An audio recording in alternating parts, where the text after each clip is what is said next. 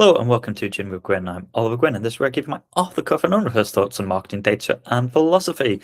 This week, I'm talking about advertising on the telly box and the changes coming to CTV buying. Now, CTV stands for connected television, and it's any content that's delivered via an internet connection. So Netflix, Disney Plus, ITVX, anything that runs on a smart TV, Roku, Amazon Fire Stick, Apple TV, all this kind of stuff.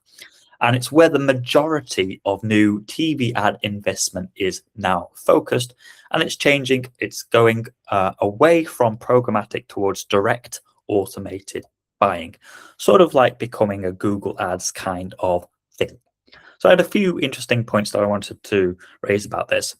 The first is that at this moment in time, there's a lot of inventory, as we say in the advertising world, or you might call it shows and content that you cannot access through programmatic channels. I'm talking about things like, well, the best stuff you cannot advertise. So live sport, tentpole programming, sort of subscription video on demand stuff. All of this is not accessible via like open platforms. And it's done on purpose. It's held back so that the publishers, these are the people that produce the content and own the channels, that's a competitive moat to them. They are saving their best content for anybody that they have a direct relationship with, where they can control pricing, they can control the buyer experience, and they can maintain scarcity. And the moment that that inventory becomes freely available on sort of an open market, it becomes a commodity. And so keeping it off the open market is value preservation for them. Programmatic advertising is automated auction-based buying on ad slots, typically in real time. Advertisers can sort of set parameters and bid, and the winning bid gets the impression. No human negotiation is involved. And in the premium space, that's typically not the case. It's typically that you have a one-to-one relationship and you decide what you want to do many months in advance. And so publishers are using open auctions to clear unsold inventory, not to sell their best supply at the moment. And so it doesn't make a lot of sense from an advertiser's point of view that you would necessarily want to go into a bidding war against everybody else for these premium slots, or from the people who are offering the advertising, that they would want to give you that. Now, in between the advertisers and the people being advertised to, there's an intermediary fee stack. And you can think of this as kind of marketplace people. And there's an estimation that they're going to be charging you 30 to 50 cents on the dollar, which sounds like an awful lot of money, but they are promising data-driven advertising on a one-to-one basis and personalization and all of this kind of stuff.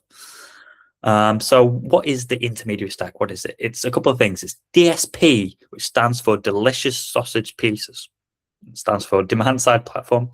SSP stands for Supply Side Platform. It's verification vendors, data providers, and they all sit in between, as I say, the advertiser and the publisher, and they take a little cut. That stack basically has been estimated to consume 50 cents of every dollar spent on advertising. So half of your advertising budget is just going to these middlemen. And I actually think that that range is kind of fair. So the value can be justified depending on what you're buying. If you're accessing sort of genuinely exclusive supply being people that you're advertising to, running sophisticated, cross-publisher frequency management, getting clean attribution, then yeah, maybe it's worth doing too. This is why cable worked so well, and why I'm surprised that these CTVs have come the way they are. Cable worked well because you had a network called the Goth Network, and if you were somebody who sold clothing to goths, you had a direct audience, you knew what the thing was going to be, you could have a special offer, and you had a really good attribution that was pretty close, right?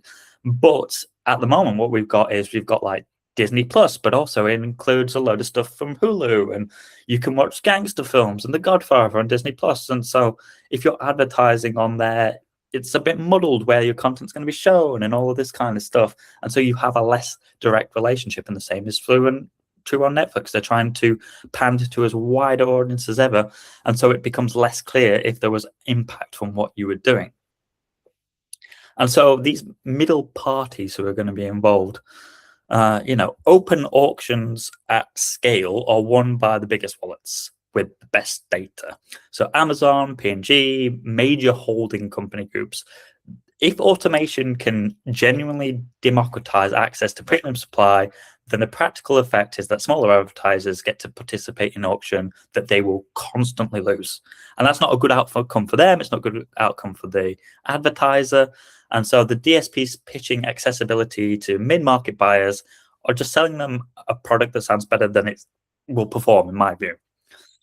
So my original question here was like, is this a fair fee? It's a fair fee if you are accessing something that you could not before. It's a niche market, you've got the data, and you can create an offer that shows clear impact. It's not a good offer in any other situation. And so I think the reality will be that it's probably not a good offer for a lot of major CTV platforms. So as direct ad server level buying gets automated and accessible to these smaller advertisings, what's going to happen to DSPs and SSP businesses that have built their value proposition around being the connective tissue between buyers and premium CTV? This is how they always sell things. So it's kind of come full circle in a way that would not inspire confidence, in my view. So direct data-led buying was more viable a decade ago, before GDP, before broader privacy regulation. And that has disrupted all first-party data strategies significantly. They are harder to execute. This is just a fact of the world that we're living in today. Publishers are now kind of promising the same thing that they were promising 10 years ago, despite operating in tighter regulatory environments that broke the last version of this. So the technology has improved, but the legal landscape has not relaxed. And the uncomfortable reality is that there's a significant portion of the consent that underpins these promises was collected many years ago through cookie banners, through one-time, yes, accept advertising that most people kind of clicked through without reading. And so those users are about to discover that their data is being used for this new generation of targeted TV ads, targeting in inverted brackets there. And a reasonable number of them are not going to be happy about it. People are already annoyed that they're paying £10 a month for streaming and they're then having to sit through advertising. It's gone straight back, as I said, to how it was before, but worse. And so publishers are sort of structurally motivated to support direct pipes for legitimate commercial reasons, but whether they can do it cleanly and at scale in a way that survives this regulatory scrutiny, it's a different question, and I think the answer is probably no. So publishers are, they're motivated to support direct pipes. Is that a temporary negotiating posture, or is it a permanent structural shift in how they're going to transact? I think for me, the fundamental problem is that the major streamers are not actually primarily advertising businesses. They are typically retail businesses. The subscription businesses they're offering streaming as part of sort of an ecosystem lock-in. Amazon doesn't care as much that you're subscribing to Amazon Prime. They want to sell you their products. They want to have the delivery. They're really selling you that. Disney wants to sell you theme park tickets. They make significantly more money on that than they do on Disney Plus. And so they want to keep you in an IP funnel where you love their brand and you're familiar with their characters. And so the ad inventory exists to monetize the audience because they've already sort of like acquired you as a user. They've already got all of your data from all of these other places.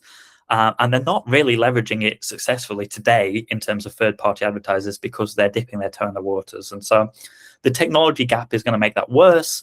These platforms have known who you are, like where you live, what you watch for years, and they've not really turned it into sort of a differentiated advertising products at scale. And that's not a resourcing problem. It's, if the advertising were as large as programmatic CTV proponents sort of suggest, Amazon would have solved it. The fact that their targeting capabilities exist on paper and haven't been translated yet, for me, suggests that the juice isn't kind of worth the squeeze. So where does programmatic actually belong? What happens to the middlemen? Well, I think the retail media reality is that major streamers are primarily in the subscriptions and ecosystem business. Advertising monetizes an audience that they've already acquired, but it's not a core product. there's a gap in targeting. So these platforms have extensive user data, as I was just saying, but they've not converted it meaningfully, in my view, into a differentiated ad product at scale. If the opportunity were as large as everybody is saying, then they would have already solved that. And so we have a place today where is what people are being promised in terms of moving away from programmatic towards automated direct buying a good thing or a bad thing? I think it's emperor's new clothes. I think what it is you are going to be promised that, hey, you can reach Oliver and we have all of his data and we'll serve more timely ads to him. But in reality, they're still going to keep all of the premium inventory away from you if you've not got the money. They're still going to serve the same ads to the same partners that they already have because they've got the relationships in them. They're only going to bid on niche properties that there's going to be less people there, and then promise you that you're getting something better than you are today, when I'm not sure that is successful. So is this a shift in buying for connected TVs? I don't think it is. I think it's false promises and a misalignment in terms of the realities that we're all kind of aware of. And the real problem that these streamers have is that they're going to annoy people with advertising. It's getting worse and worse already. I love that Black Mirror episode where the woman has a brain problem, and so she puts this chip in, and then slowly but surely her subscription gets worse and worse until the point where she decides it's not worth it to keep her brain on. And I think a lot of people will start tuning away from subscriptions if the advertising gets worse and worse, and if they're getting less value from their money. Because while all of these platforms were desperately in a content war, today it seems like production has generally slowed down than it was during the pandemic. So these have been my thoughts on advertising on the TV box. What would I do if I was you? I think if you're a small mid-market player, I'm not sure that this is going to solve your problem. I don't think it's opening up a whole new world to you. I think there are still plenty of gains by modeling your lifetime value and then putting that to the advertisers, which like 75% of companies I work with don't do. I think there's much better games online than there is in connected TV. If you wanted to get into the TV space, or if you wanted to do something different, it's probably cheaper and better to make your own content, honestly, and then put a load of product placement in it, or to make your own series that are less obviously aligned with your brand. That's probably a better bet. You'll probably get more returns from your money if you're creating something that's interesting. And there's loads of people out there who would love to create something. It's never been cheaper to produce something. So maybe I would take that approach as an alternative. I hope this was useful and interesting. And if you're not in the world of thinking about connected TV and advertising, I hope this gave you some thoughts. Thanks for tuning in, and see you next time.